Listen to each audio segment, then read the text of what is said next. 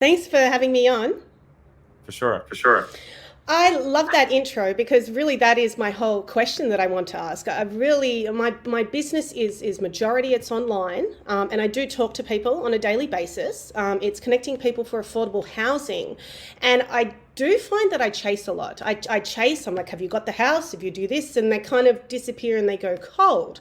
So how do I create that one call sale in that bedside manner that you talk about in an easy way? Your instinct probably is to tell them to soothe their pain, to show them a way, to show them out that there's a way to solve the problem. And you're doing it with complete authenticity. The challenge with that is that it breaks the necessary pattern that your potential prospect needs to trust you first. Because in essence, they really aren't looking for the solution.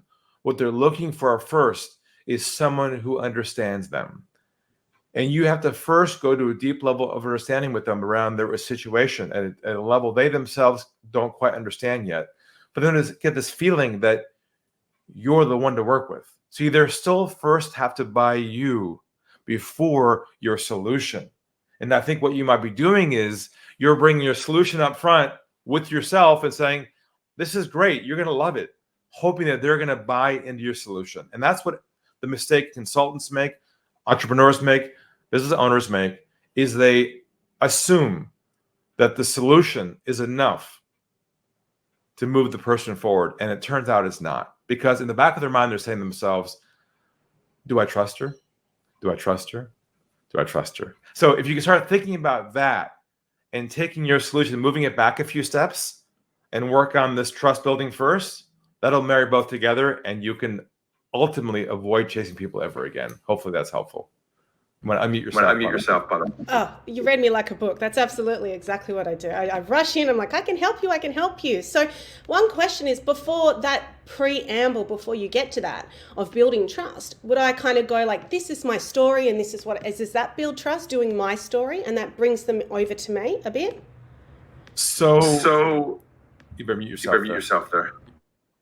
This isn't about you or your story. This is about them and their story. And when you start a conversation with somebody, you want to start with this opening phrase. Can you tell me a little bit about your situation, a bit about your background and your challenges around XYZ, whatever yours is, and we'll go from there. You start the conversation there. That puts a spotlight on them and gives them license and room to open up and share with you what their truth is around the situation. Because if you start talking about your story and you, all of a sudden they feel ignored. It's subconscious. And I know a lot of marketers teach, share your story, tell them examples, because they'll connect to that. Well, they will in a roundabout way, but that does not build trust. That's only a way to build credibility. And my contention is that credibility has been commoditized. No longer is a differentiator anymore.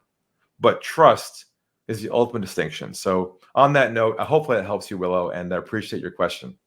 I got to mute again. Thank you, Ari. That was excellent.